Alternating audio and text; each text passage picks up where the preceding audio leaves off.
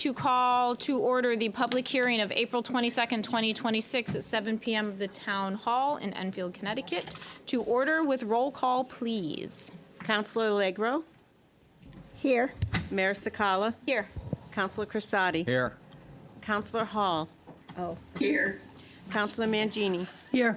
Councilor Matthews. Here. Councilor Pisner. She's absent. Deputy Mayor Santinella is absent. Councilor Thomas. Here. Councilor Ungary. Here. Councilor Zanoni. Here. 9 members are present, 2 are absent. Thank you. Item 2 on the agenda is the proposed annual operating and capital budget for fiscal year of July 1st, 2026 to June 30, 2027. Do I read the ground rules now or after your presentations? It doesn't say, but I would say wait. then I will wait. All right, so we're going to start with a presentation of the town manager's budget. Good evening. Yes. Hi, John. Excuse me, I just would like the record to reflect that I am here. Gotcha. Thank you. I thought I was hearing voices. You are.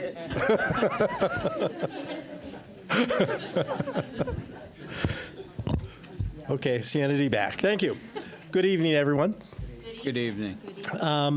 We're going to get right into this, hopefully. So the proposed general fund budget for fiscal year 27 is $168,219,342. And of course, this expenditure is made up in 2 categories. One is the town of Enfield operational budget, and that is proposed for this upcoming fiscal year at $84,641,230. And the other piece is the Enfield Public Schools operation budget, which I'm not going to talk about because these individuals to my left will be handling that, so I can just move right on. But both represent a little less than a 5% increase over the revised budgets from fiscal year 26, which we're currently in. So what does the general fund pay for from the town side? So it's a mash of everything you can imagine, from public safety, the police department communications, to public works, which has highway and buildings and grounds, custodial, their administration, the refuse and recycling, and I'm probably forgetting fleet management, can't forget that, to building department, building inspections, planning, town administration, revenue collection, finance, human resources, everything that makes up the government services gets paid out of here in the general fund. And just a little bit for people wanting to know a little bit more about this, out of that 84 million and change, 26% of that is made up out of the public works budget. 22% is the police services budget. Almost 21% is found in transfers and contingency, and 15% is found in debt services. Just those 5 there, or excuse me, those 4 right there, make up 85% of our budget.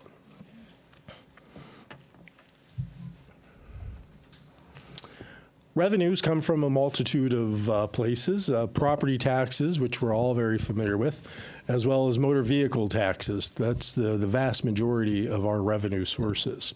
The next largest one is intergovernmental revenues, and that's primarily made up of state funds. I'll talk a little bit about that in a second. And then the rest is other taxes and the ominous other thing that there's just everything else that I didn't want to list out because the pie would have been so small, the pieces, that you wouldn't have been able to see it. So put them all together. All these revenues together give us a balanced budget. Whoops, wrong way. And that's where I wanted to stop. State revenues. So being the nearly 19-20% of our budget, I just wanted to take a few seconds to talk about where we stand with that.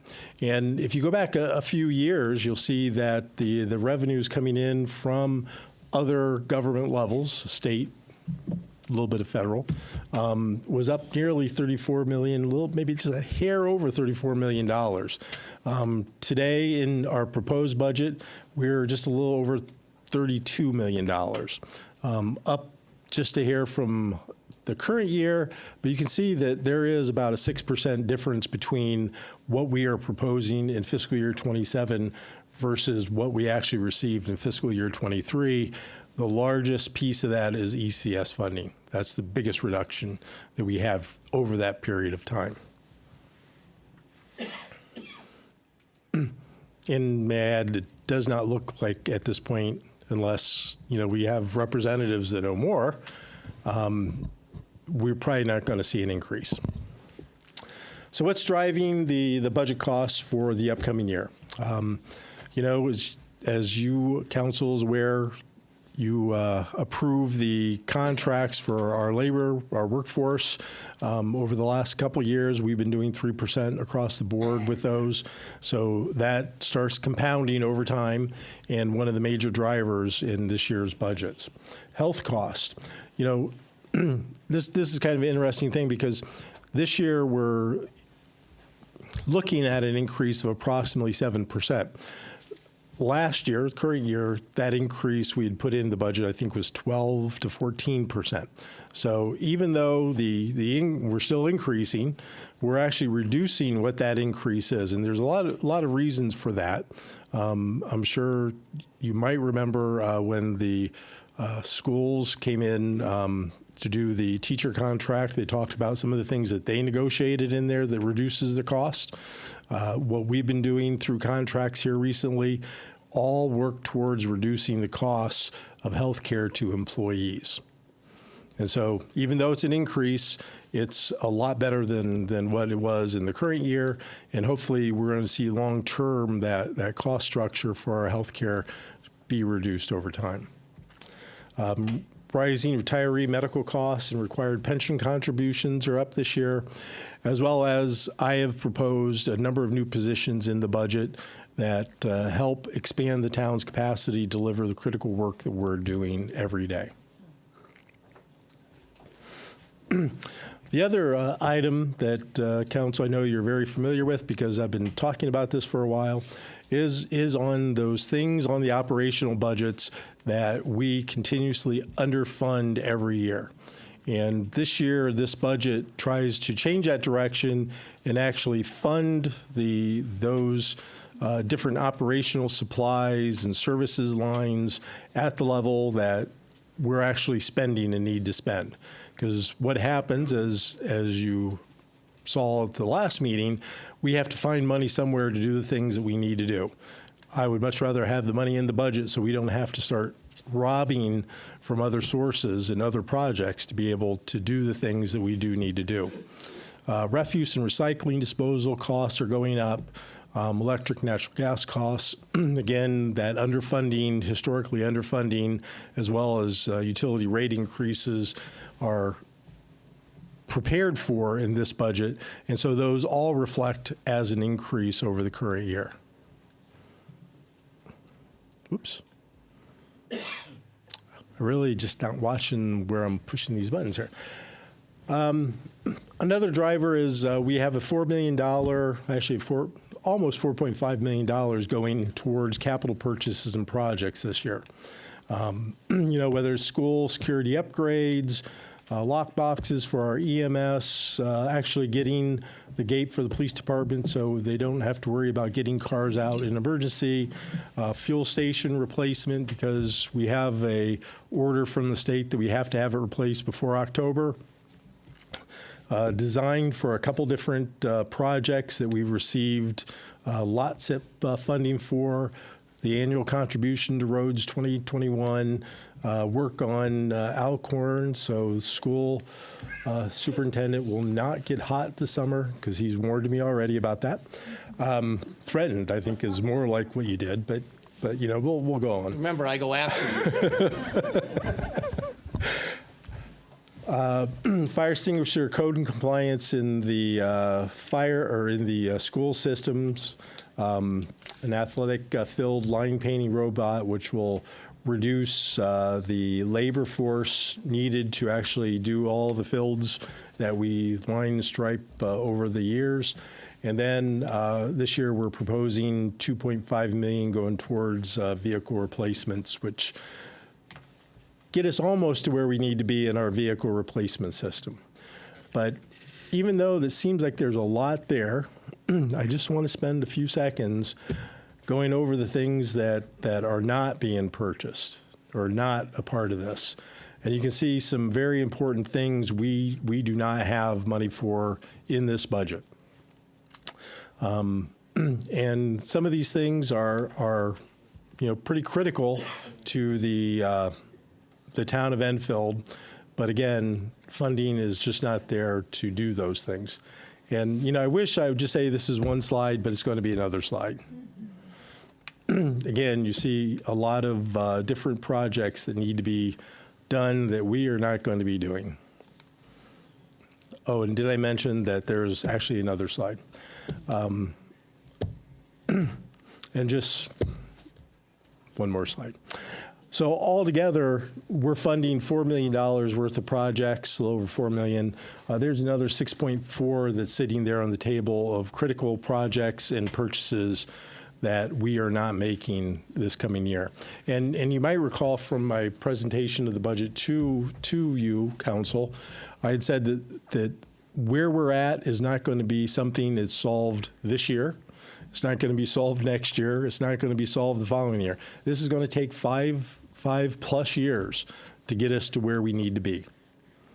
And there's a lot of different reasons for that. One is the capacity to actually spend money and make life affordable still for our residents. And so we have to start, breaking these things down into edible chunks of that elephant to eat so we can actually get to where we need to be. So to do these things that I've just mentioned, it produces a mill rate of 34.28, which is a proposed increase of 2.78 mills. And that's for real estate and personal property. Motor vehicle taxes remain unchanged at 29.21. And so I gave a few different samples of what it means to different housing values. You can see it did 200, 300, and 450, and those increases range anywhere from $556 all the way up to $1,251 for those different housing values. Of course, the town has other funds that do work for us and provide services. Water pollution control, social services, library, information technologies, and emergency medical services. Some of these actually receive money from the general fund, and some of them pretty substantial amounts of money from the general fund.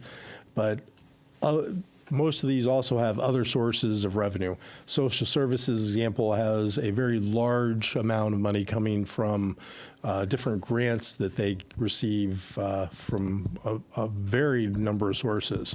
Emergency medical services primarily is funded probably about 85–90% from user fees that are charged for the services we provide. And again, information technologies receive some, library, and of course water pollution control. The large driver of revenues there comes from user fees. You do see that there is a significant decrease in the water pollution control, primarily because of the revenues over the last few years have not met what the proposed budgets are. So we've looked at this a little bit closer and refined what those revenues are, and again, to balance the budget, cut the expenditures down to meet those revenue levels. So what does the proposed fiscal year 27 budget do? Keeps us moving forward on capital investment, again, not at the level that we like. Moves the town towards long-term fiscal health. I know there is a price to pay for that to get us to where we need to be, but unfortunately, I don't see the alternative visible to us. maintains the level of service where we're at and strengthens the municipal operations that council or that residents count on every day. And with that, I'm going to end and pass this off to someone else. Thank you. Next is the superintendent's highlights in the Board of Education budget. Sure. All right. Good evening. Tough act to follow. I think some important context of the full state of Enfield. We will chat here, myself, Amanda Pickett, as board chair, with our superintendent, Mr. Macchio, and vice chair, Kelsey McGuire-Bruce, walk you through quickly the Board of Education budget. We were in front of you a little bit over a month ago sharing this presentation, so tonight we do have an abbreviated version. This plan reflects the thoughtful work of our staff, was approved with strong bipartisan support of an 8-1 vote, a clear signal of our shared commitment to students, staff, and our broader community. For those of you here watching and town councilors, the completed packet of materials was presented to you last time. They also are available online, so you should have all of those materials that you need. Our budget is focused and intentional and aligned to our district mission, which is about supporting all students. It prioritizes critical supports for our students and staff, aligns directly with our district improvement plan, and maintains a responsible, sustainable approach. Strong collaboration between the board, town leadership, and our community is essential because strong schools are the foundation for a strong community. So we're going to walk you through some of the budget information. Yeah, thanks. Steve or Kelsey, please feel free to jump in at any time on things that you see.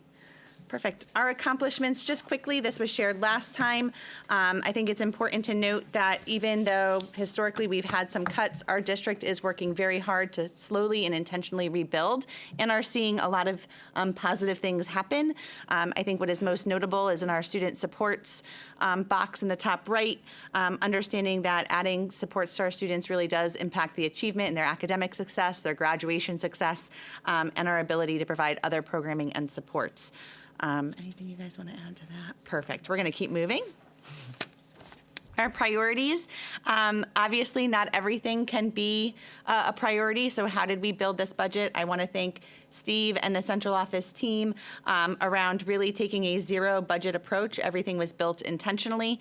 We first were prioritizing our student offerings, thinking about how do we provide competitive coursework for our students and strong academic opportunities. We then looked at student and staff supports. How do we support our students and our staff, looking at class size and things that are sustainable. We are taxpayers too, so understanding how do we build this budget with those things in mind is kind of the sustainable funding piece. How do we use our money wisely and build back in an intentional way? Go ahead. Every budget is built with some assumptions in mind, and I think as we're speaking, there are still these assumptions at play. We are currently still in legislative session, so there are some potential shifts that could happen due to legislative session. You heard about insurance. Some of these pieces are a constant moving target. I, again, want to thank Steve and Lorena for their hard work at constantly looking at our budget and trying to say what is our most accurate number as of today. Steve, anything you want to add around any of these assumptions? I would just, obviously the assumptions are put together because we start this process so early. It starts at the end of September, early October. Our budget's submitted to the town council by the end of February. So we have to make some assumptions because a lot of the projections and whatnot are actually still continually coming in as we speak today. One of the biggest ones, obviously, is the special ed costs and how they continue to rise. I am a little optimistic over some potential additional funding coming from the state. The second one being, and I think this will directly align with what Mr. Koppler had mentioned about ECS. ECS did the reduction that occurred that he spoke of is the alliance funding that was pulled out of the ECS and sent directly to the school system. I bring up ECS because even earlier today I was on a webinar where they're talking about potentially $170 million influx of funds from the state that would not be earmarked for education, but not to be sent to the local educational districts. They would be sent to the town. So they're trying to come up with a way where they can raise your ECS without actually saying that they're raising your ECS. So still happening at the legislative session. I know there's a lot of conversation between the Senate has a way of doing it, the House has a way of doing it.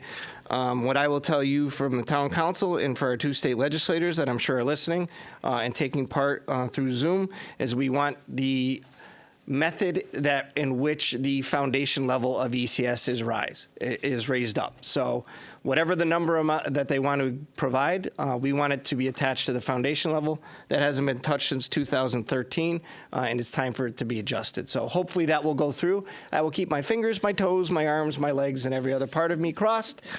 So hopefully the town will see some additional money related to that.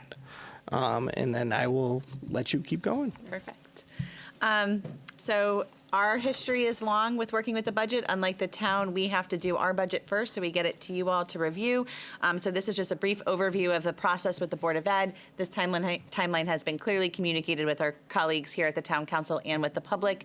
We presented this budget a little bit over a month ago to the Town Council, and all these materials are publicly available on our website. So what is our ask? You got a preview of it from Mr. Koppler a moment ago. It is at 4.97, a little over $3.96 million. I defer to Steve on this. This budget is complicated. It's not just these simple lines. There are lots of accounts and lots of revenues that make up our budget.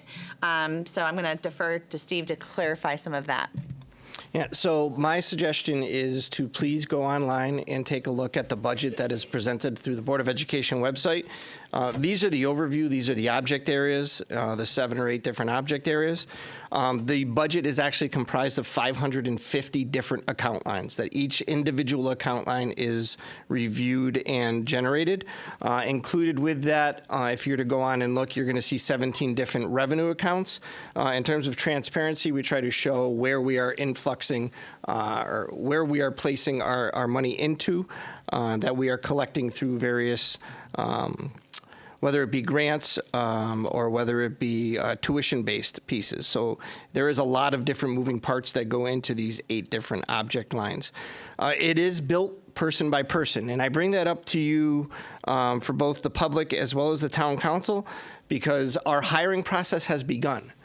For 2026-27 school year. Retirements come in, those openings, as you know, as sad as we are to see some of those folks leave, the earlier we can get out there, the better quality candidate we have the potential to be able to hire. We do have a number of those positions that we have anticipated, what I would say, to be filled starting on July 1. Even this week, I think I have 3 potential finalist interviews on Friday that we're going to be completing. So the fluctuation there is that we project a cost for those open positions. Sometimes we go above the cost and sometimes we go below the cost. But the net overall is what we're looking for. I am a firm believer, and this is a little bit of a change, I think, from some of my predecessors, but I want the best quality candidate that we can get because that's what we owe the kids. So if it's not about the dollars that you bring into the district, it's about the quality that you bring into the district. So we will figure out the rest of it, but we want the best quality candidate. So we do have those new hires that are happening. The other piece that has shifted, and you know this, special education continues to ebb and flow. It is our most volatile account that we have. We have had additional outplacements since our very first presentation of this budget, and I am hearing of yet another one for just a student who happens to be moving into the district. So you work with these as they come, but it does cause your budget to ebb and flow, especially when we build it on the person-by-person basis. Last thing I would just remind everybody of is this budget is, as you saw from the budget history, it was presented at 4.63 and went up to 4.97. I did include the inflection of the 285,000, so this is a true total appropriation from fiscal year 26 moving forward to fiscal year 27. Thank you, Steve. I think it's important just to give a quick overview of really what are the majority of our line items in our budget, what drives our budget. Over 82% of our budget is personnel. Schools are teachers and staff and the important people that shape our young people. So thinking about the majority of our budget really is staff salaries and benefits, then followed by transportation. Steve mentioned those special education outplacements, technology supplies, professional services for students. So we do outsource some of our specialized services, tuition that we pay for other programs, and then technology services. Good? Perfect. All right. Just to give a glimpse of who is Enfield, obviously we're sitting here talking to you about dollars and cents, but it's really about the students that are sitting in our classrooms. And so truly understanding who our students are and who we serve, I think, is an important piece to remind us all about. You will see our overall enrollment here that's been included. And then on the right, there is a small graph that is probably really hard for some of you all to see, but really important data that breaks down some of our demographics. We have talked a lot, and you'll see included in this budget, the increasing needs for our multilingual learners, and just thinking about the unique population of our specialized services and programs that we offer in our district. And I do want to point out there is a significant amount of transiency that's happening. So the enrollment, as you see up on the screen and as is included in the graph, is always based as of October 1st. October 1st is like the hard line that we have to do for the state of Connecticut. So it's a very common point for us to look at from year over year over year. Since that time, as I presented to the town council on March 20th, since that time, we've had 102 new students come into the district that have an IEP, an individualized education plan, so a special education student. Now, we did have 76 students that have an IEP leave the district. So again, we have a lot of transiency in and out of the schools. So we have a net positive of 26 as of March 20th in terms of students that already had an IEP that have come into the district. Since the beginning of the school year, we've had an additional 89 students that have qualified. They've gone through their tiers of intervention and have qualified for special education services. And then we have a number of other referrals that are in place. I like to look at Power School in terms of what our overall enrollment was. So as of October 1, this is going to be a test for my eyes, 4547 was our total enrollment that we had within the public schools. When I went in and looked at Power School as of the presentation to the council, it was 4,561. I went in this morning, we're at 4,568. Any day I go into Power School, I'm going to get a different number. That's how much transiency we have going on. Now, please understand, you can have large flows of 20 kids, 30 kids, 40 kids. If you lose 40 kids, that doesn't mean you can lose a teacher. Those 40 kids are spread out over 13 grade levels, 14 grade levels. If you get another 30 or 40 in, that doesn't mean I need an additional 2. So it's somewhat deceiving for a person who's looking at just the enrollment numbers for numbers and what they mean related to our teaching staff. All set. Yeah. Also, so that's information about our students. What about the adults and who service our students? This is a proposed FTE report, full-time employee report, that's included in our budget asks. This would be an increase from last year, 857 total staff to 869 in our ask. I think it's really important that we note that this is purposeful and sustainable increases, also maximizes student supports and our programming. Which goes to, this is kind of a further breakdown of that full-time staff over the years. I do not want to relive any trauma from previous years, but there was a lot of influx of dollars with our ARPA funds and our COVID relief money that we did do with hiring, and then there was the year of the drastic cuts, and we are now looking at how do we sustain and build intentional staffing for our schools. We're going to keep on moving. Here's what you really need to know about. What are we adding and why are we adding it? Each of these priority areas, we have outlined what we are offering or what we are adding to our budget. And then the next slide will show the rationale. So perfect. Here is our first priority, which is related to student offerings. We are looking at adding a library media specialist to our JFK Middle School. 2 grade 5 classroom teachers at one at Eli Whitney and one at Prudence Crandall. Thank you. A JFK PE team leadership teacher, a math teacher at our high school, our RISE program at our high school, which would include a special education teacher and 2 behavior techs, and then adding a career center, trying to rebuild that structure with an admin position and a career center specialist. You can go to the next slide. Yeah. Go ahead. I just wanted to add in, unless you were going to, I don't want to steal your thunder. Go I'm ahead. just the color man tonight. You're good. You're perfect. Okay. Just a couple of different items on the far right side for the public who is watching.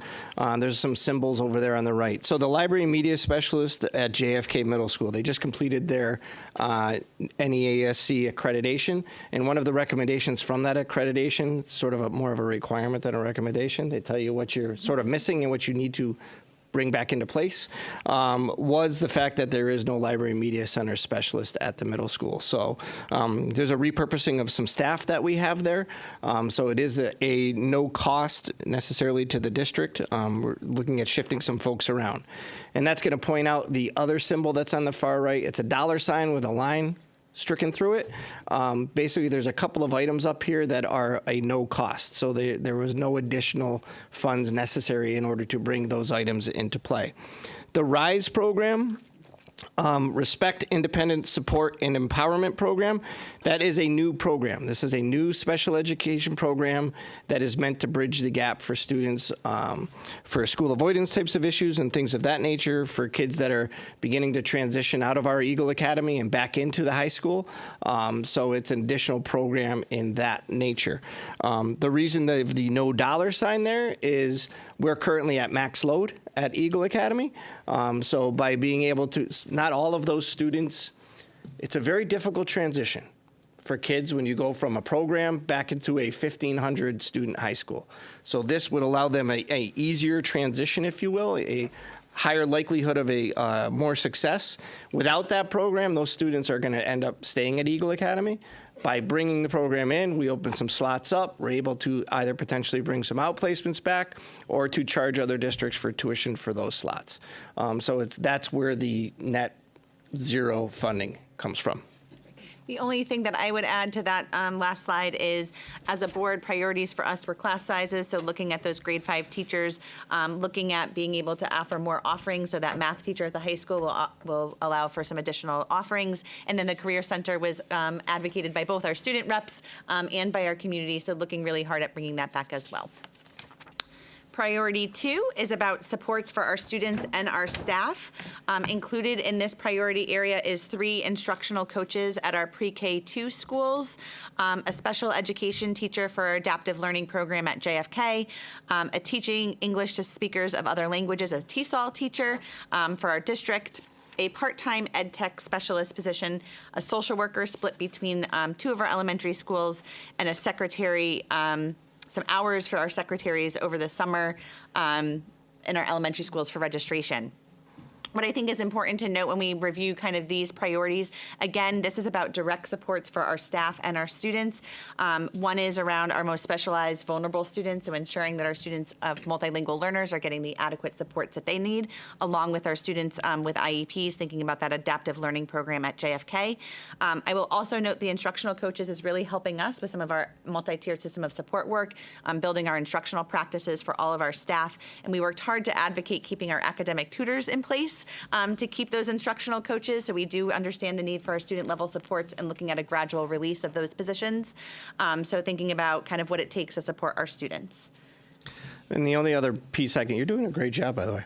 The only other piece that I can add on to this is really some of these are about customer service, right? So we're a people business. We need people that can help teach the kids, but we also need people that can help the parents be able to get the kids into the schools and things of that nature. So things like the summer secretarial days, just for comparison, in the past, our secretaries were done 5 days after basically the end of the school day, and then or end of the school year, they'd come back 5 days before the beginning of the school year. And then that entire summer, as parents were beginning to register, the registrations would sit and wait for them to come back. Now, we have some wonderful, wonderful people who, out of the graciousness of their own heart, will come in a day here in the summer or a day there in the summer. That's not okay. So instead, we've built in 12 secretarial days for them to utilize throughout the summer so that we already have over 80 registrations for next year. So we're off and running in terms of new registrations. Now they can begin to work on those, and we can get a lot of the paperwork taken care of. If you're a middle schooler or you're a high schooler, that paperwork gets done. Now we can start building you schedules and things of that nature. So it really is it's a bigger customer service piece there, and I think it's going to result in a much smoother school opening, especially for those families that are transitioning into the district. The Ed Tech Communication Specialist, we have a lot of work to be done in terms of our communication and our ability to get that communication out. Right now, that is falling really a lot of it either on my executive assistant or it falls on our director of instructional technology and innovation. I will tell you, because of the amount of technology that we have, she's sort of hamstrung by having to repair and fix, and she's not able to get to the innovative side of what she needs to be doing in terms of how we can better use a lot of that technology. So bringing in a part-time position to be able to assist us with that, to be able to look at the website. We'd love to look at rebuilding the website. Adding curriculum to the website. Which is already in play. We've already got that squared away in terms of the software that we would need to be able to do that. The teaching English to speakers of other languages, I want to relate this back to the school enrollment slide that you saw. We're up to a 4.9% when it comes to limited English proficiency students. We've gone from one school that's a multilingual school to now being required to have 3. So the types and different needs of the students who are coming in is continuing to change and vary. So as that occurs, we're required to do different types of programming. That additional teacher would be for the benefit of those types of students. Beautiful. And then we will wrap up on how we are thinking about sustainability and kind of quick overview of our grants and revenue. So we built this budget with sustainability in mind.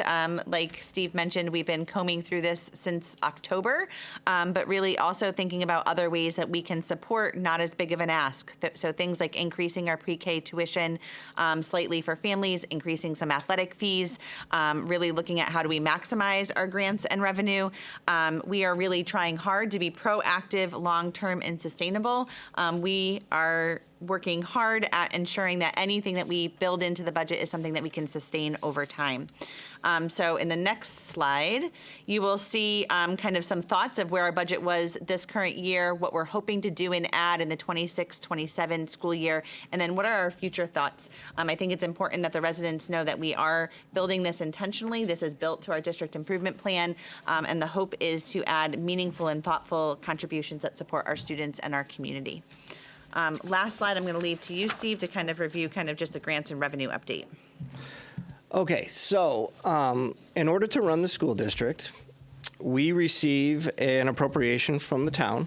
That appropriation that we're requesting is $83,578,111.58. Lorena, we really want to get rid of the cents and go to whole dollars. But so that's the requested appropriation to the town. That is not what is necessary in terms of being able to run the entire district.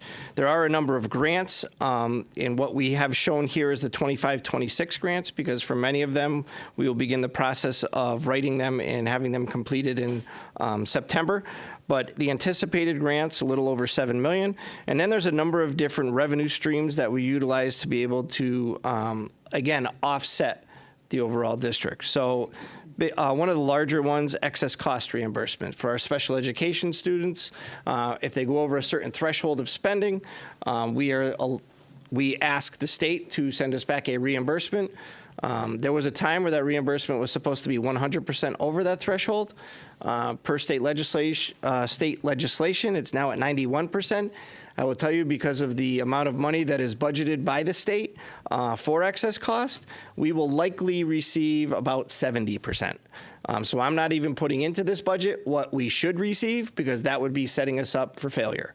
So I'm bringing in a number that is more reasonable, I guess would be the best way of saying it. When you add all of those together, the total expenses to run the district is $97,457,710.58. That's really the overall cost of running a school district, with 4,600 students that are walking through your doors, with another couple hundred students that are going off to magnet schools or ag-sci schools and things of that nature. Because remember, you're responsible for a portion of that payment for them to be able to go off there, and you're responsible for all of their special education needs as well as their 504 accommodations and things of that nature. So just because they don't walk in our doors doesn't mean we don't have financial responsibility for them. So put all of that together, and that's really what the overall cost is to run the district. I did add, there's one change here from when I presented this to the town council. I just want to make sure I point it out so that you don't think I was trying to sneak something through. The very bottom line on the left, just above where it says total, there's something called the District Repair and Improvement Fund. So last year's legislation, the state passed what they call the DRIP fund. I didn't come up with it. They came up with it.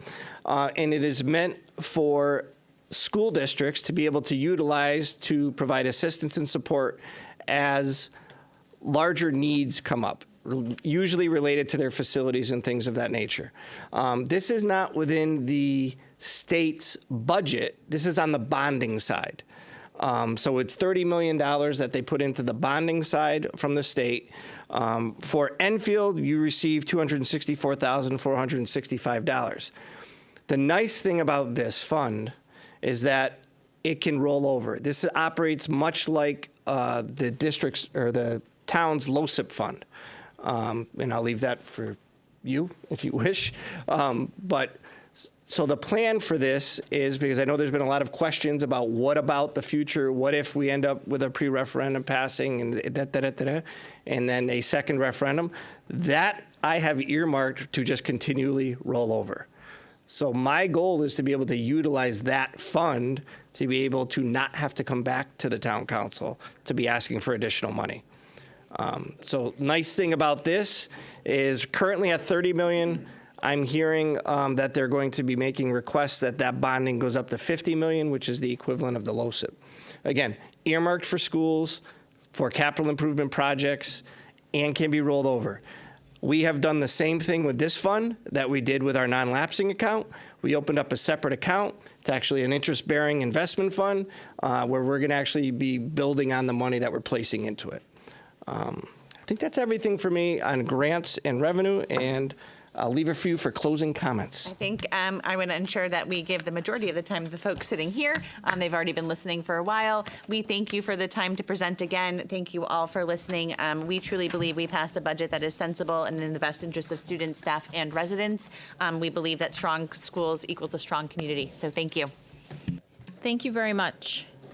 Okay, so now we are comments from the members of the public. So I am going to read some ground rules, and then we can get started. The following notice of public hearing was published in the Journal-Enquirer on Friday, April 10th, 2026. Town of Enfield legal notice, thank you. Notice is hereby given that the Town of Enfield shall hold a public hearing on the proposed annual operating and capital budget for the fiscal year of July 1, 2026 to June 30, 2027. The public hearing shall be Wednesday, April 22nd, 2026 at 7 p.m. in the Town Hall Council Chambers, 820 Enfield Street, Enfield, Connecticut. The order of business for the 2026 budget hearing shall be arranged as the presentation by the town manager, superintendent, school highlights, and comments from the members of the public for the first time. Each speaker is requested to register with the town clerk his or her name and address, and that no speaker will be allowed to speak for more than 5 minutes each successive time the speaker's name is called. Budget information shall be found on the Town of Enfield website, on the Finance Department's webpage, or in the office of the town clerk. Dated this 20th day of April 2026 by Sheila Bailey, town clerk.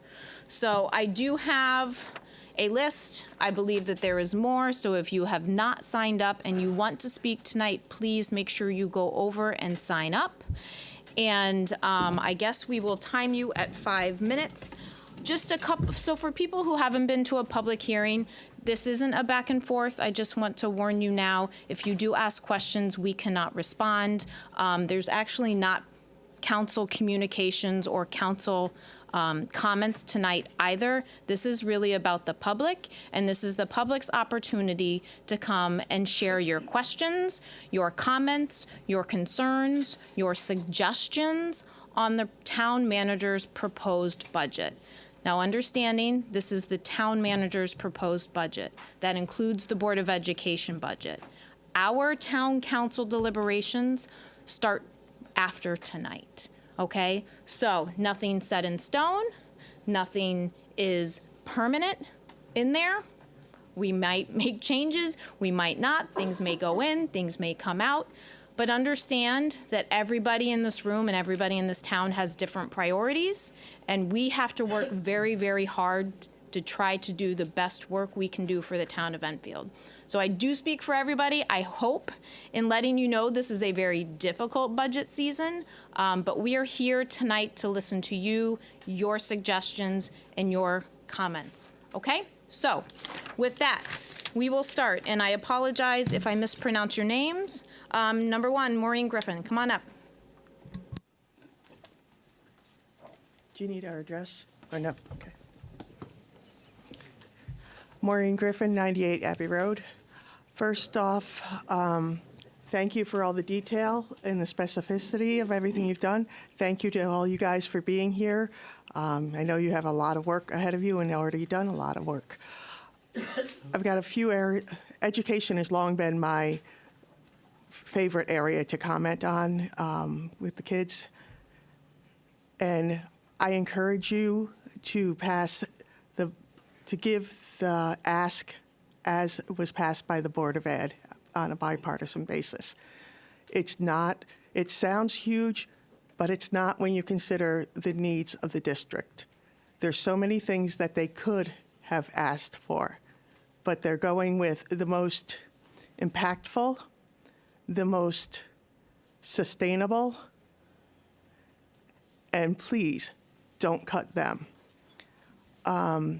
I'm glad to see that there's a couple of custodians added in and a long-term plan for maintenance and replacement.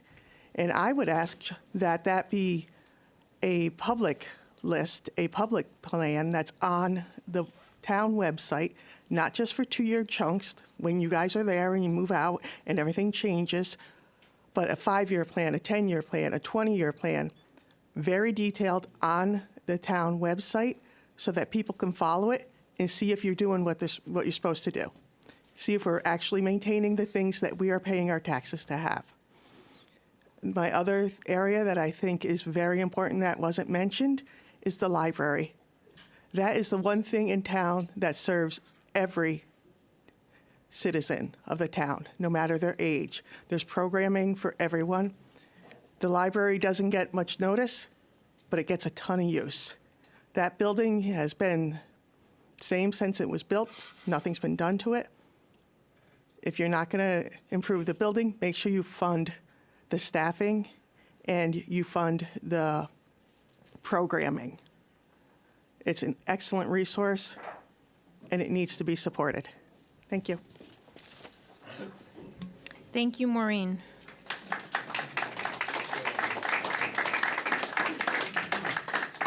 Next up, Ray Peabody.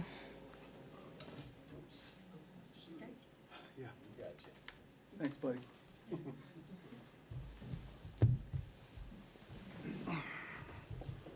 They lowered the chair. Good evening, Raymond Peabody, 370 Washington Road, our fair town. Couple comments. One, thank you, Matt, for splitting up the monies between what the town pays, what we get from grants in the school budget. I appreciate that. I was fighting for that when I was on the board, and we really didn't get it, but I greatly appreciate Matt for doing it that way this year.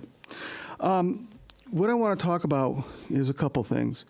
One, our buildings, our fields have deteriorated beyond reasonability. This didn't start just 10 years ago. This actually started 26 years ago. What happened was, and I just want people to have a historical background, funds were transferred for buildings and ground, for facilities in the school system, from maintenance to academics. That started to decline. When the town took over repairs of school buildings and fields and so forth, the issue became they took it over, but they didn't have, one, the capacity, and two, the understanding and experienced talent to take care of those items. So now we are in a major conundrum. Our track is pulled up, our field is a mess, and apparently there's no funds in the budget for it. So that's just, to me, unacceptable. Our kids do need that space. It does significantly help our children in their growth to become, positive and adults as they go through life. And that's something that's extremely important. Youth athletics is critical to a child's development. As far as the rest of the school budget goes, I went through it, spent most of my day going through it again, and it's pretty solid. There's really, I'm sure there's ways to figure things out, and Gina, I mentioned it at the community conversation regarding that, and I'll be meeting with Steve and Andy to give them my idea. And I did do a ton of research on what you can do and what you can't do and what's acceptable best practices in the state of Connecticut. But if we get together, think a little bit outside the box, we may be able to make a positive change with the goal of sustaining our staff, sustaining our teachers, and maybe even growing a few positions as changes needs. Last point I want to make is for people who may think that schools is the same way they were 70 years ago. They're not. I had 41 fellow students in my 8th grade graduating class. That would be totally unacceptable today. But it was a different time, a different period. And a lot of folks still feel that, well, that's the way it is. Well, it's not. We have 21% of our students are special needs students. We didn't even have one in our class when I was going through school, and things have changed. Pressures have changed. Parents cannot give the kids the time that they need because a lot of them work in 2 jobs and just struggling to make ends meet, which brings me to my last point. The increase that we have on the board, 34.28%, is going to be devastating to a certain group of people. I'm not working anymore. My income went down by around 40%, my monthly income. Other people went down more. And we're just not going to be able to absorb those people who are on Social Security only to absorb that type of an increase. Your discount, if you will, for taxes is income-based, and that relief would not help anybody that might be making 50 or 60,000 a year. A million, yeah, right. I wish 60,000 a year, because they still have other things to do. As we mentioned, inflation's increasing, our gas costs, our energy costs, having to give $86 a month to people who don't pay their electric bills, so on and so forth. But you guys are in a conundrum, and I admire and respect each and every one of you, each and every one of your positions, and all I got to say is God bless and good luck. Thank you. Thank you, Ray.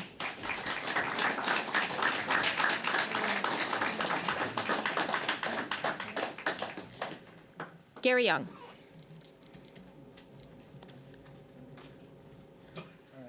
Oh, yeah, you're right. George is first, but you guys fight it out.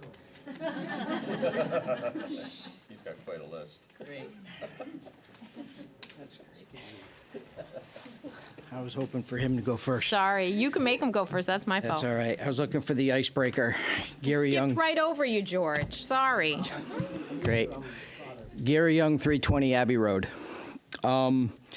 So first thing I would like to just mention is the win of putting the budget information right on the website and the homepage.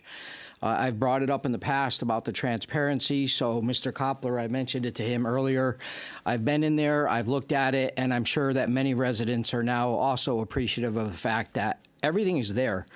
And if there's questions, then it's much easier to find. I will recommend that there's a link put in that same spot for the EPS presentation, rather than trying to locate it from the public school site, where you actually have to go in a few layers. So I wanted to speak on a few items tonight. I've been going through the recordings. I've been going through the different budgets. And the first thing I want to point out is just from my own perspective. So I've been here for roughly 19 years at this particular address, and I've seen roughly a 40% increase in my property tax for my home alone. Now, on one side of that picture, I can look at it and say, yes, technically my home value has gone up. So that's a good thing, right? If I decide to sell my home, then that's a positive. I'm getting more money than I paid for it. That's the goal. I also have to look at it from a financial perspective. Where am I at today with my family budget? And can I afford what the town is potentially presenting? And that's the same thing that we just heard from the previous gentleman, and that's the same thing I suspect everybody is concerned about. I have to figure out, can this work for my budget? And when I look at it, for me particularly, what you present right now, a $600 a year increase potentially, broken down, it's about $1.60, roughly $2 a day. So I have to look at that, and then I have to determine what am I going to cut in my own budget to ensure that I can take care of that new expense. Now, I spoke of the value of my home.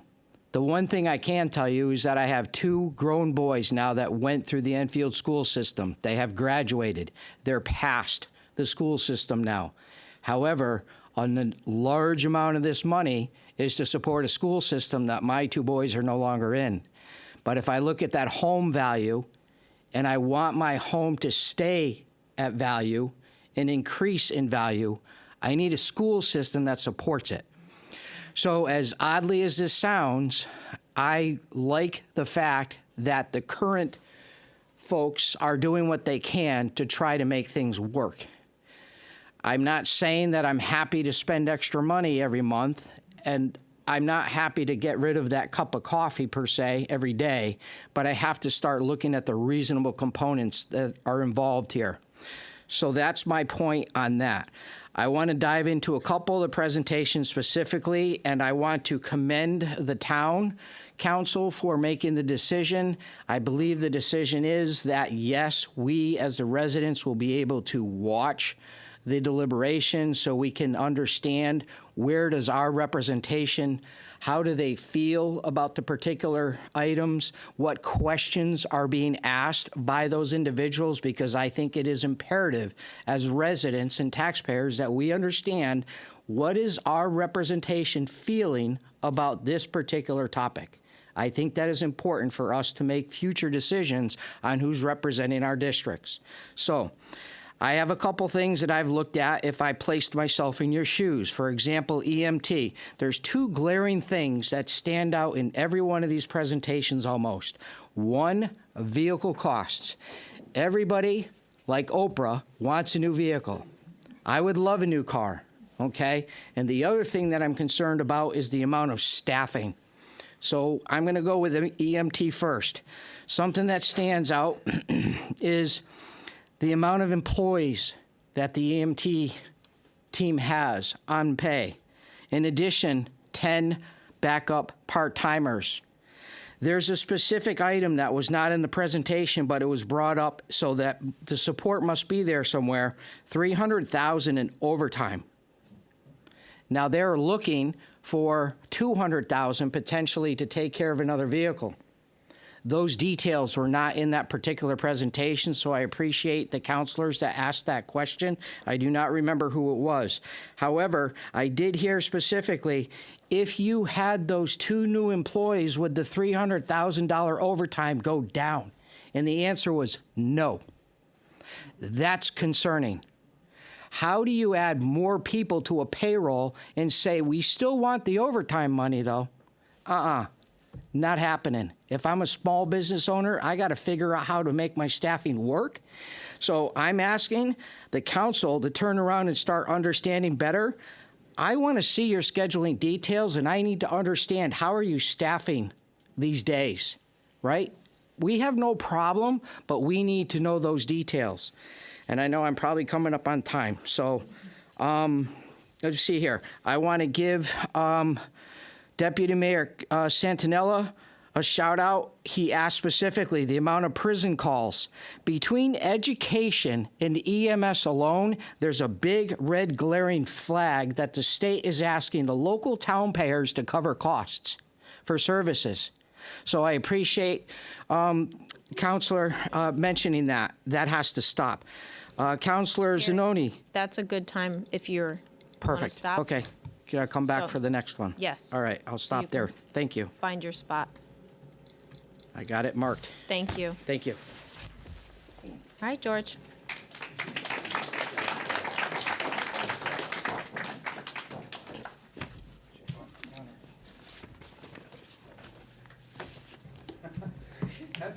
I was on the floor.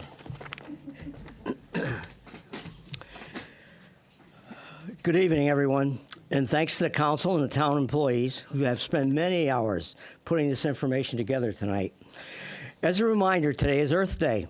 It is now time for the council and department heads to return to Earth and realize the word for the month is cut and reduce the proposed mill rate for fiscal 27.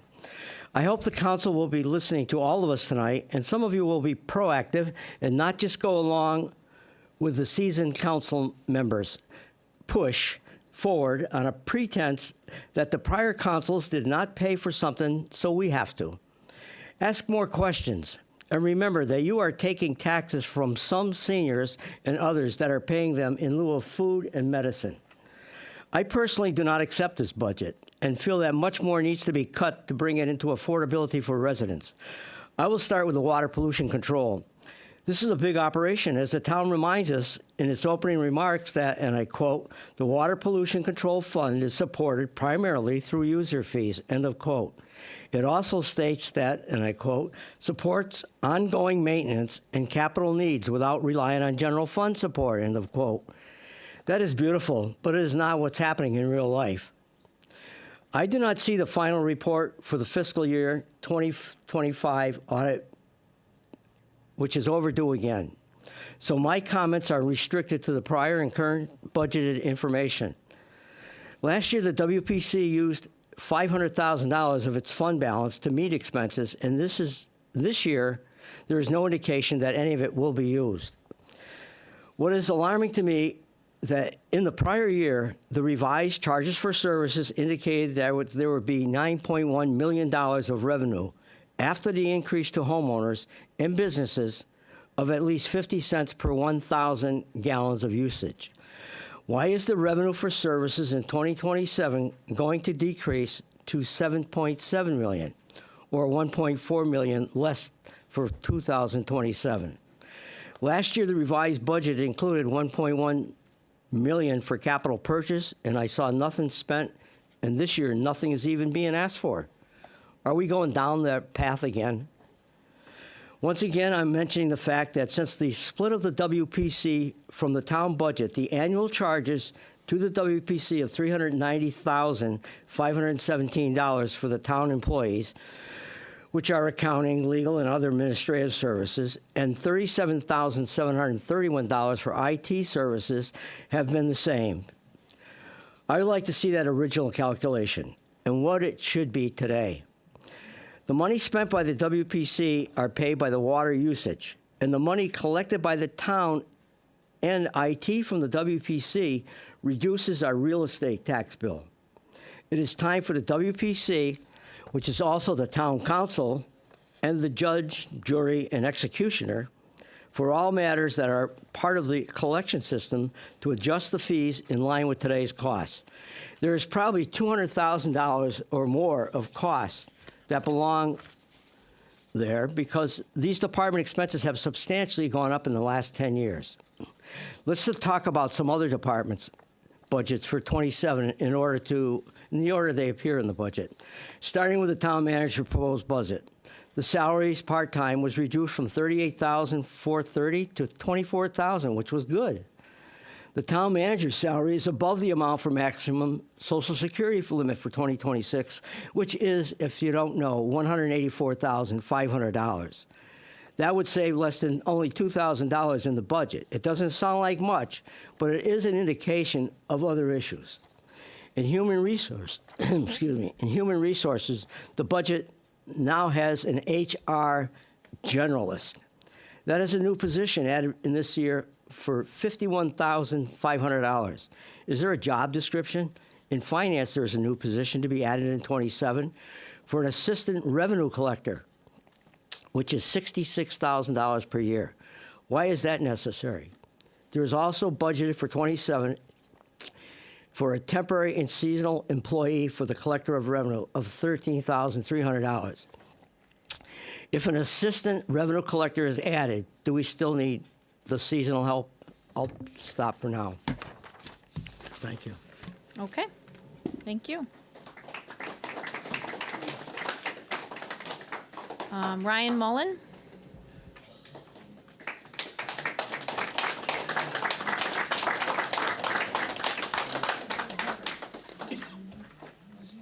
What do you need, my name and my address? Yes. All right, Ryan Mullen. Can you just make sure you're taping it? Yeah, I gotcha. Ryan Mullen, 61 Post Road. Good evening. As I said, my name is Ryan. I'm here to discuss the field at the Annex tonight and to express my disappointment in many of you as our town representatives. I'm not here to make a political statement, but I will say this. Our town's recent shift came with an understanding that children and families in Enfield would be a priority, and as we can tell so far, that is not the case in any capacity. This town has already eliminated middle school sports, which is unacceptable given the taxes we pay. When budget concerns are raised, suggesting tax increases as a solution should not be your answer, nor is it fair to the residents who are already stretched thin enough. In a time when so much of life is digital, it's more important than ever to provide kids with constructive physical outlets and activities that keep them engaged, healthy, and out of trouble.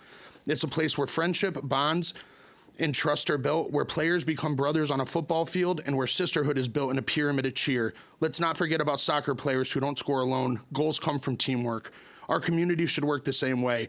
Without these outlets, we all know what will happen. One word: trouble. That's the reality of adolescence. Tonight, I'm proud to be the voice not just for my daughter, but for every child who wants to play sports, as well as every parent and volunteer who gives their time unpaid to make those programs possible. We are doing our part, and it's now time for you to do yours. My daughter, like many others, has been part of these programs for years. Through them, we've built meaningful relationships and friendships, not just among the kids, but among the adults and families as well. We've met people who moved to Enfield specifically for the sense of community that programs like this create. Whether or not someone has children of their own, we all benefit when Enfield is a place known for strong schools and opportunities like athletics for young people. I don't need to explain, but it's those things that make Enfield a desirable location and a growing community. The Ramblers have been an established recreational program since the 1960s. Every dollar that's raised goes directly back into youth sports and activities. These funds come from sponsors, not from the town budget in any capacity. At the very least, the town should ensure that these children have access to a safe, usable space to play football and cheer. If this field is closed, it will displace more than 1,000 children and volunteers across multiple programs. That's not just an inconvenience, it's a serious disruption to a vital part of this community. I will give you the benefit of the doubt and assume that if you are considering closing this field, you have a viable alternative, preferably multiple alternatives to these children. Baseball and softball have dedicated fields. What about football and cheering and soccer?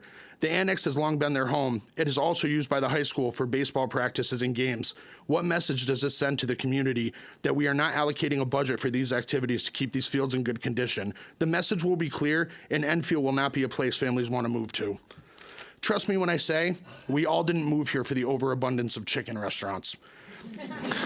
In conclusion, if funds can be found in the amount of $500,000 for 6 new pickleball courts when we already have usable and sufficient ones, then funds can also be found to fix the Annex track and field. I urge you to prioritize the needs of our children and families with a yearly budget moving forward that ensures the Annex is fixed, maintained, and a safe and viable place for athletics for everyone. Thank you guys for your time.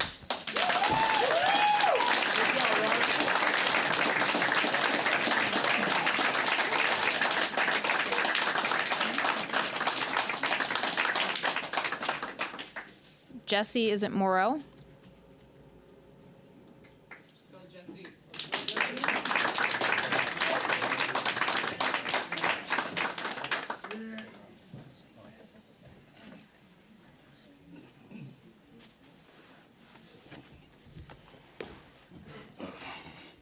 Thank you. Jesse Moreau, 4 Pioneer Drive. We understand the town is facing a real budget challenges, and we respect that. But the field at the annex isn't just another facility. It's a critical space used by thousands of kids, or 1,000 kids, and volunteers across our community. For over 60 years, the Enfield Ramblers have provided a space for young athletes to grow, stay active, and be part of something positive. And it's not just us. Enfield Soccer Association, JFK, track and field, and other sports, Enfield High School all rely on this field. If this field closes without a plan in place, those opportunities don't just move somewhere else, they disappear. We're not here to point fingers. We're here to ask for a solution. This is about more than just football. It's about a community structure and giving our youth something to belong to. We're ready to work with the town to find a path forward. Yeah, thank you. Thank you.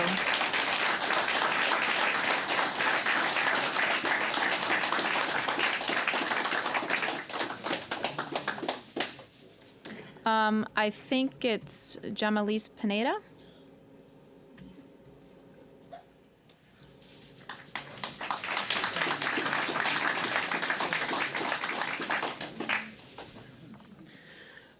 Good evening. John Lee Spinella, 3 Taylor Road. I come to you not only as a resident, but I also come to you as a student, as a junior coach, and as a member of the Enfield High School band.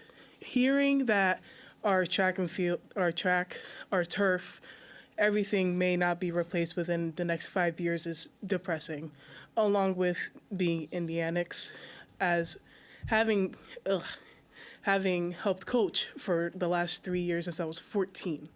I'm currently 17 now. As this is a very vital part of our community, as it helps people grow, as it helps shows what compassion is, what kindness is, but it shows what it's like to go to a place and feel nostalgia. As people meet in spots, you get to see different cultures from different towns. You get to understand what people can do and how well others can train. As a person who uses music as a language, I find it a way to communicate without words. Cheering is a language as well. Football is its own language. You use tactics, you use placements, you have to gain trust to understand. Cheering, you have to lift, you have to understand what it's like to move as a group, what it's like to go into counts. Everything has a purpose and everything has a place. Right now, we are misplaced as we no longer have access to the annex. The band and the high school football team may also be a little bit more on the rougher end now. I am coming here as just for you to see that not only as adults and children are feeling out of place with it, but also teenagers as well. Thank you so much for your time today. Thank you.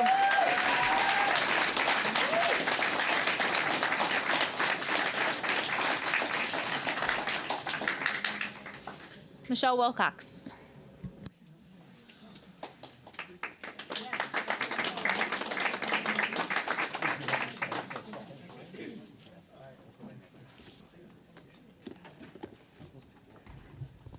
Good evening. My name is Michelle Wilcox. I live at 5 Sherrill Drive. I'm a lifelong resident of Enfield, and I have taught in this district for more than 30 years. It has been a privilege to teach in my hometown, and tonight I would like to ask the Town Council support this budget for a number of reasons, and I'm going to speak about the educational side of it. This budget maintains reasonable class sizes, and I know that research shows that smaller class sizes significantly boost academic achievement, allowing for individualized instruction, early identification of learning gaps, and fewer behavioral disruptions. And what that actually means as a teacher is that a teacher can work with students individually. They can figure out when the student is struggling, why they're struggling. They can make adjustments to help them learn, or they can get the necessary supports to help them learn. They can manage student behavior so every student in that classroom can learn. This budget supports essential student services for special education students and TESOL students. These students are an important part of our community. Remember, today's students will be tomorrow's workers, taxpayers, and leaders. Finally, strong schools strengthen the community and increase property values. Like so many people have said tonight, I have lived in my home for 30 years. My husband and I worked hard to buy and maintain a very nice home in North Thompsonville. I want my property value to increase. I want families to move to Enfield because our community values education. A well-funded school system benefits the entire community, not just families with children. Thank you. Thank you, Michelle. Rebecca Green.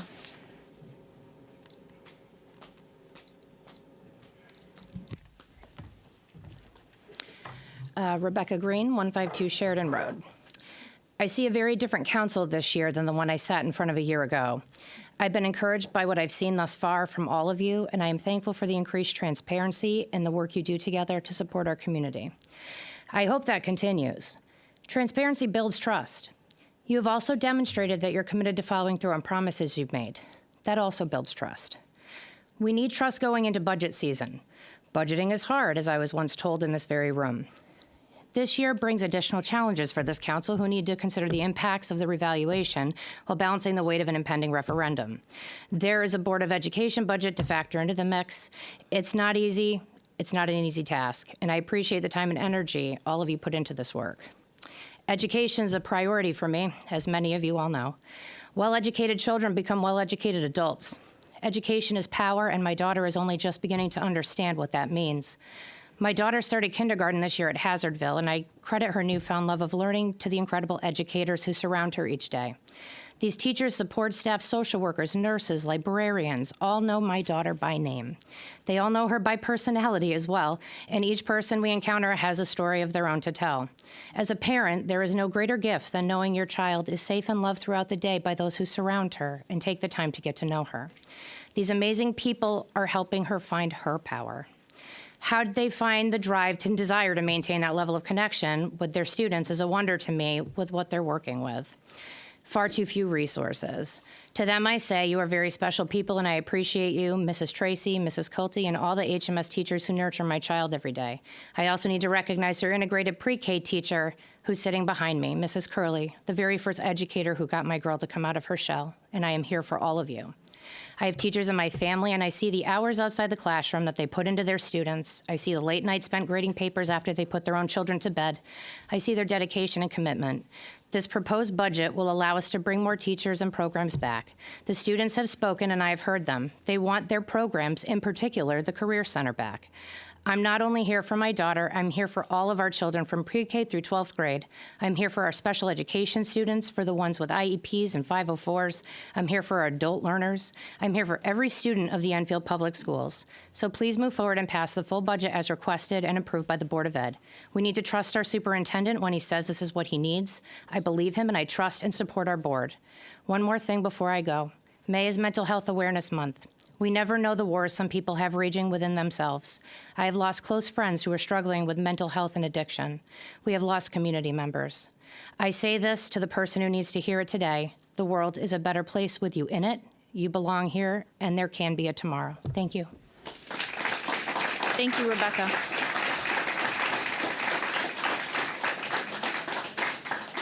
Tricia Wright.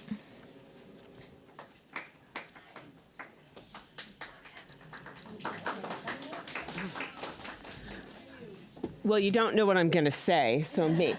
Just kidding, just kidding. Tricia Wright, 66 Oakwood Street.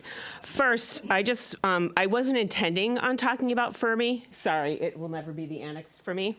But I'm looking in the general, Mr. Peabody, the people behind you, the youngins. Thank you for coming out. This is what our town is.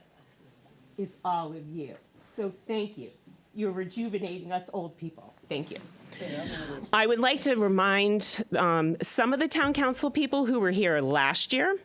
I spoke in front of the town council in May of 2025, and I was told by a past town council person, as well as the past mayor, that there was a grant in the works to fix the Fermi field. So I don't know what happened to that, but maybe you guys could reach out to them and find out what what happened, and maybe we can go back and revisit the grant. That would be very nice. I also don't have any more kids in the school system, but the school system did amazing things for my kids, and I only feel that it's my right and my duty to speak on behalf of the kids that are in school now. So now I'm going to go to my paper and be focused. I would like to thank everybody from the town council to the Board of Ed, all the supportive staff. This budget season, I was already worried about it last year, but it's amazing what you guys have done. I like both the presentations. I'm choosing to speak in generalities because there are too many things that I would like to talk about, and it's not my show for the next 2 hours, so we're going to talk in generalities. I talked to Mr. Koppler at the Hazardville communication night, the conversation night, and I asked his permission to steal his words from back in his February presentation. There have been choices that have been made over the past few years with keeping taxes unchanged or a slight increase. So the focus has been on we have to keep the taxes low or we can't raise taxes. On paper, that sounds really good. However, so many projects have been now kicked down the road that we have no more road left. And now we have to face the projects that have been ignored.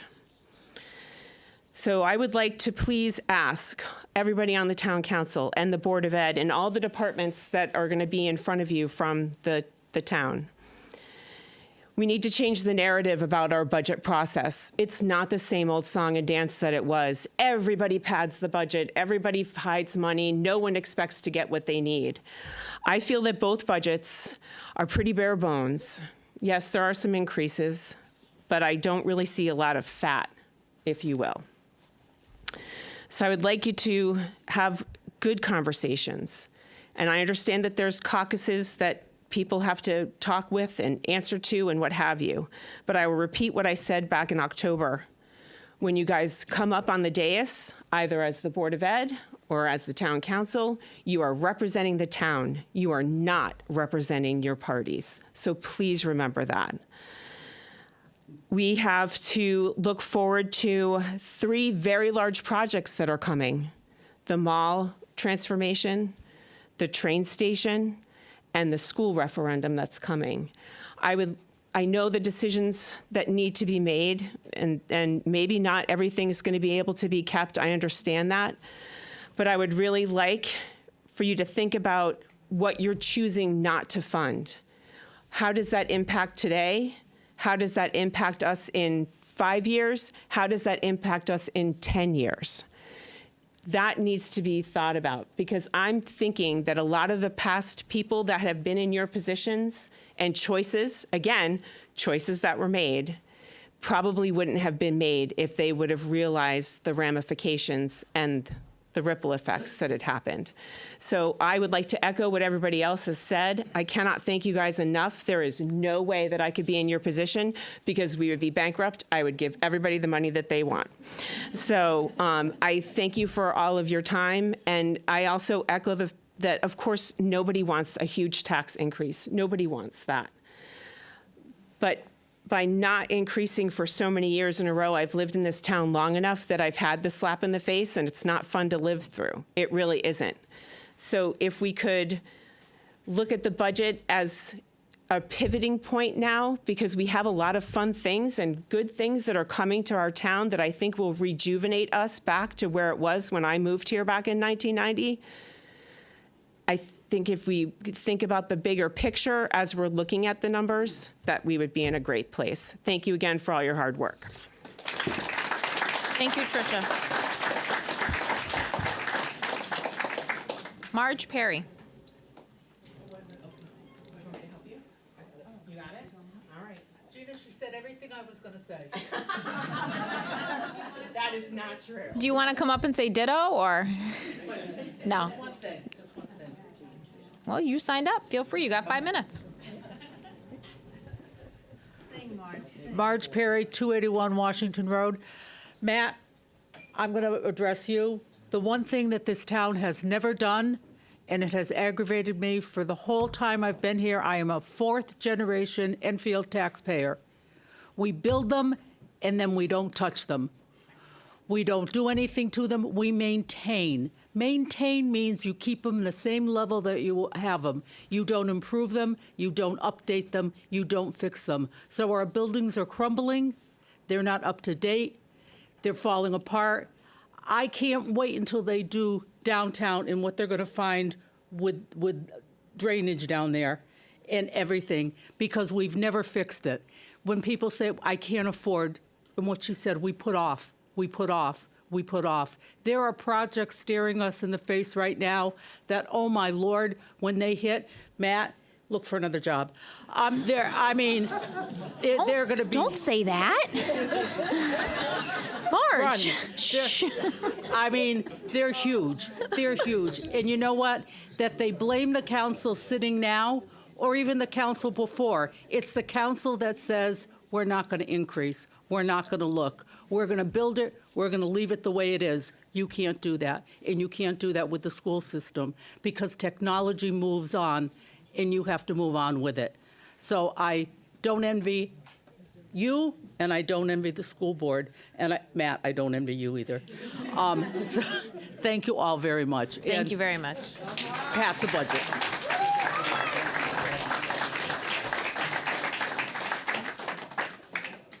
All right, so I am down to the second call list. So if there's anyone in the audience that has not signed up that wants to speak for the first time, just let me know now.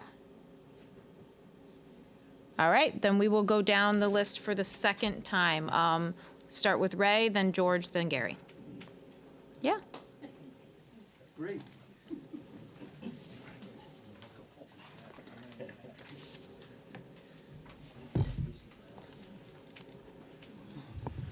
Okay, just a couple points that I wasn't going to go through. I would have gone overtime the first time.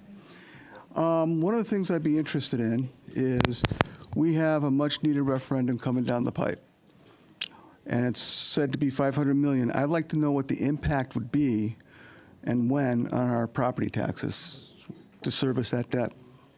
The one person I want to thank is our school system's business manager, Laura. I've known Laura for a long time, and I'm very happy that she's in that role. She's really, really good, very detailed-oriented, and other than the sense, which is an Excel thing, I think, great job. I just wanted to just make sure that everybody would have the same priorities, or at least close. My priorities when I was on the board was public safety first, schools, education second, and then we have to decide what maintenance items, what other things, no matter what else in the budget would be third. But those are the first two priorities that I always had, even when I was involved in things in North Carolina and Massachusetts. I know that Enfield Public Schools are successful. My two boys went through it. Both are working in the fields that they wanted. One took advantage of Enfield's music program and spent 4 years making a living with a saxophone, and actually got accepted to Berkeley Music College, so he did all right. But there's a theme here, and that is a multi-year look down when we look at our budgets. A 5-year plan for facilities, which I think is the facility committee does. I'm not sure. I haven't been involved with those guys in a while. But that would really help keep things going between council and council and council, hopefully. And the last thing I thought, we have a lot of things that we need. And the superintendent said his technology person can't get through maintenance to work on leveraging technologies for what it can be. Perhaps we can do what a leading school system in North Carolina did. They had a program where they had residents who were skilled in certain things volunteer their time. Maybe it's a few hours a week, maybe a few hours a month. But that would help bring what I would like to see the school system become the center of our community. And that would definitely help bridge the people who do not have children in schools to the school system. So that's my suggestion for today. I'm sure I'll come up with another one tomorrow. Guys, take care, good luck, and get those fields fixed, will you? Crying out loud. Thank you, Ray. All right, George. Go, George, go. George Young, 8 Holly Lane. In taking a look back at the payroll taxes for the public works activity of the buildings and ground maintenance, there's probably a misunderstanding on how to calculate the FICA and Medicare for the payroll that is budgeted. On a payroll of $1.9 million, the combined taxes should be $147,000 approximately, and the proposed budget shows it should be 147,000, and the proposed budget shows 170,000, or an excess expense for that department of almost $24,000. That represents about 50% of the amount needed to pay for a $50,000 machine that they are suggesting to do the line striping at the sports fields, which now take 3 people, whereas the machine would only take 1 and has a great memory as to where the line should go. If the DPW would reduce 1 person, then this would make sense. Or we could buy the machine and perhaps, as I spoke to Mr. Koppler, lease it out to other towns, or vice versa, or share the cost. The planning department has asked for an additional zoning enforcement officer, ZEO, at a cost of $72,278. Do we really need another one? When I have watched many of the televised discussions regarding the violations, it seems like very little in fines, etc., are ever materialized to justify this expense. The fiscal year 27 budget has only $5,000 in fines estimated to be collected, and maybe there's more. The town itself continues to be our largest employer, and we keep adding more people, but as we have heard from the council, repairs and maintenance continue to be neglected. The town council and the town manager need to take steps necessary to reduce the town side of the budget. It is apparent that between the BOE and the council, the schools have priority for spending of the taxpayers' dollars. It is time for a review of some of the town areas to be cut. Let's start with the non-town agencies. One agency would be celebrations and special events, where the budget has gone from $93,000 to $150,000, which I understand a big part of the expenses for the 250th year's celebration. The council should consider reducing other expenses in that area for this year and keep these costs in line. The next area is reducing the town's portion of the health insurance costs and the pension costs when the assistant town manager / human resource manager does the contract negotiations. Many companies have reduced or eliminated pension costs to the employer. When does Enfield start to do this? In the area of non-departmental charges, there is a line item for $300,000 contingency. That is like a buffer to artificially inflate the cost of us taxpayers. The budget does not need it. It shows up year after year, but the truth is there always seems to be enough money elsewhere to cover any expenses that are not budgeted, and funds are moved accordingly. Is there an appropriation for fiscal 27 for the senior volunteer credit?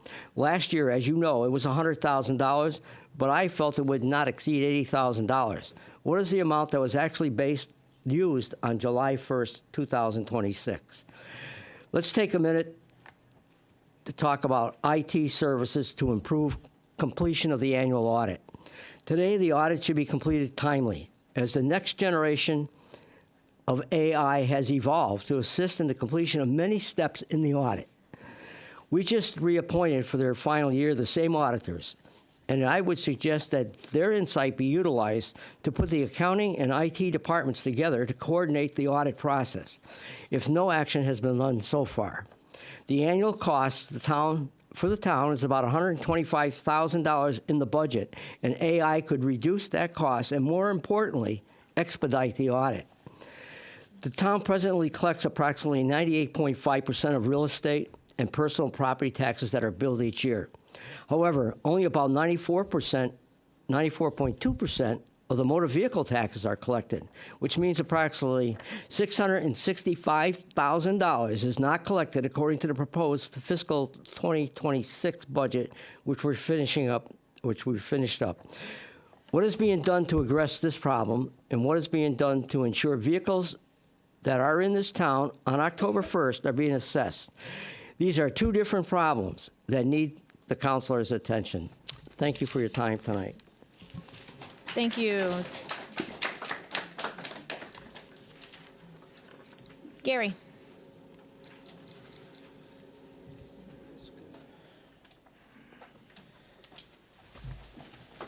All right. Gary Young, 320 Abbey. All right, so he's the stat guy on ESPN, and I guess I bring the color. It took a moment, but.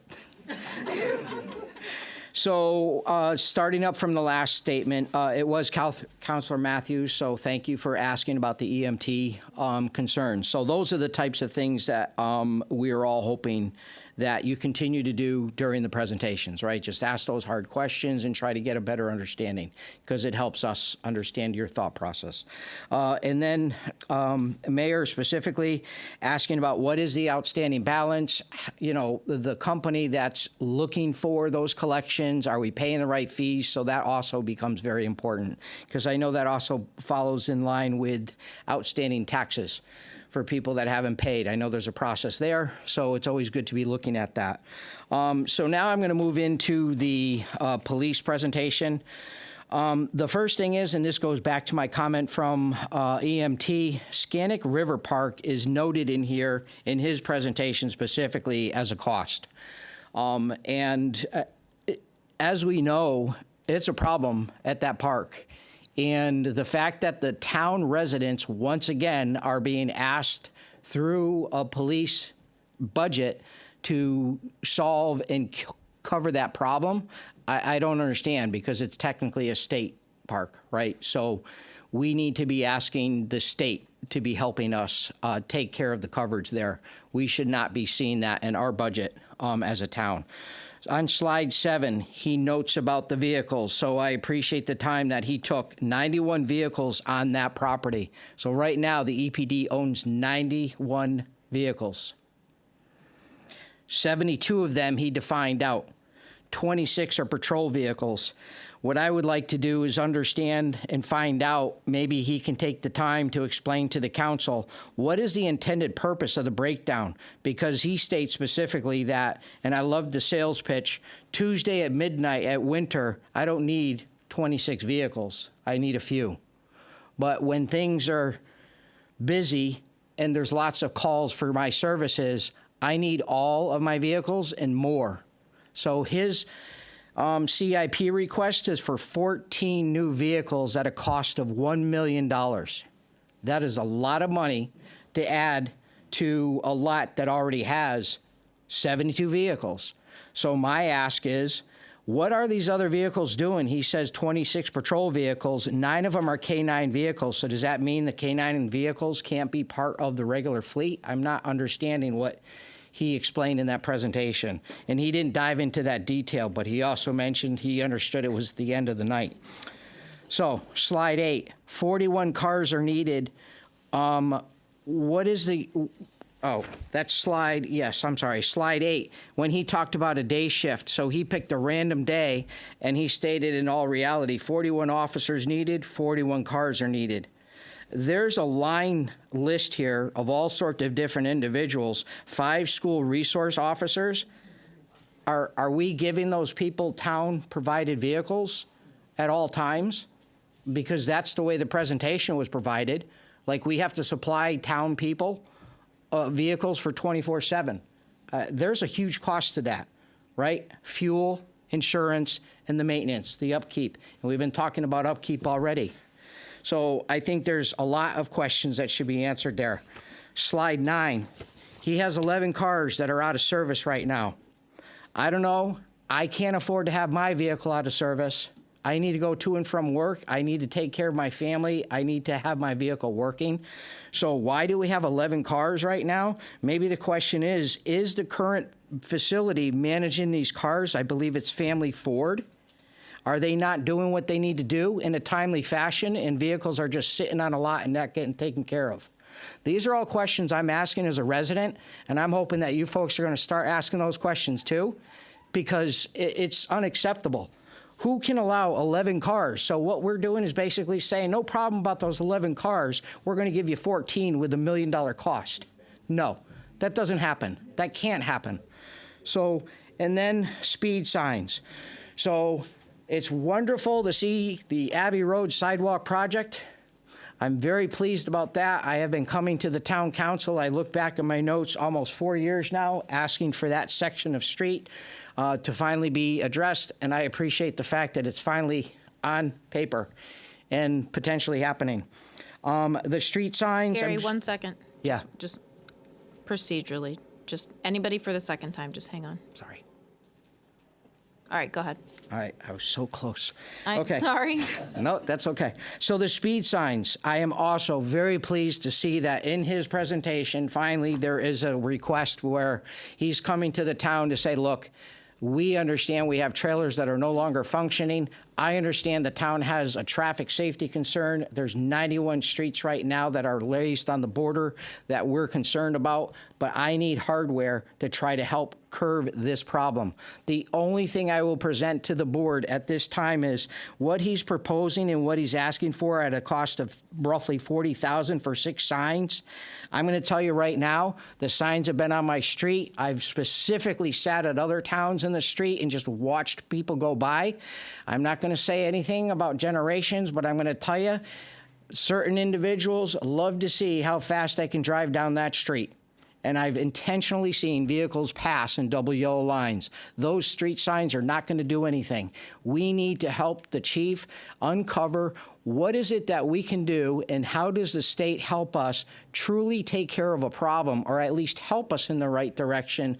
We need monitoring equipment that will help determine, is it a fictitious concern or is it a real concern? I can tell you, I can keep track of how fast a car goes between 2 telephone poles, and I'll tell you how fast that car is going.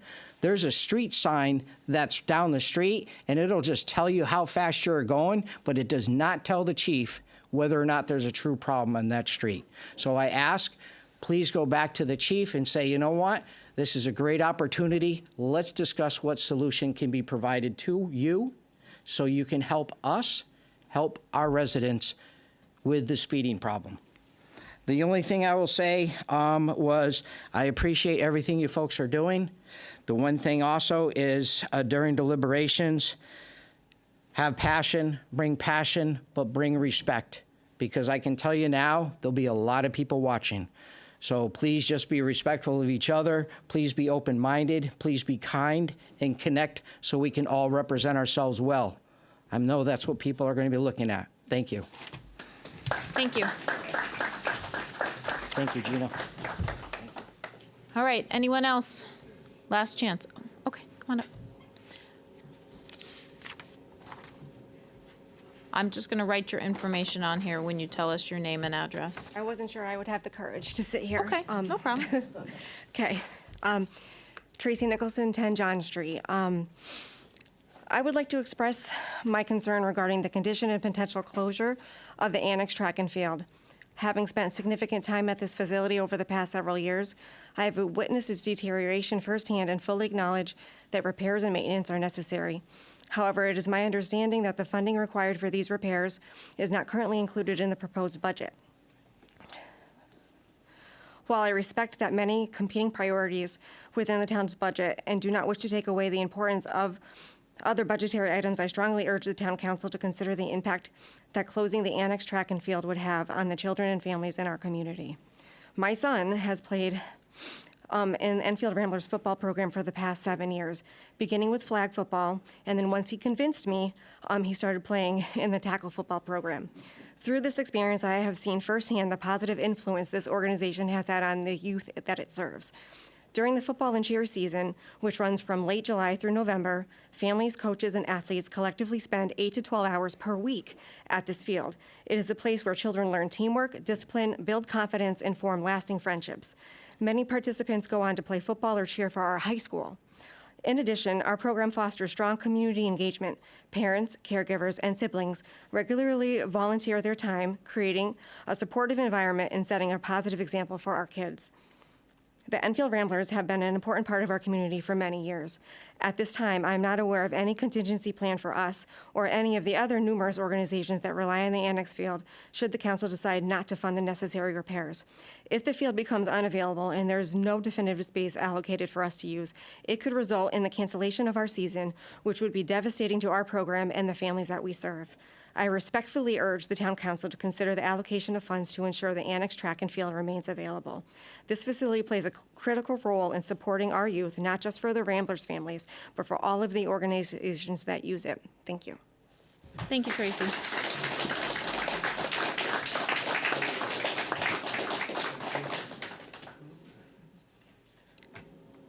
All right. Thank you very much. I know I speak for everyone when I say that we appreciate the feedback and the comments and the people paying attention and taking the time out of their day and night to come and talk to us. So I declare the public hearing closed, and if I could get a motion to adjourn. Motion. Second. All right, all in favor? All right, 11 in favor. Thank you.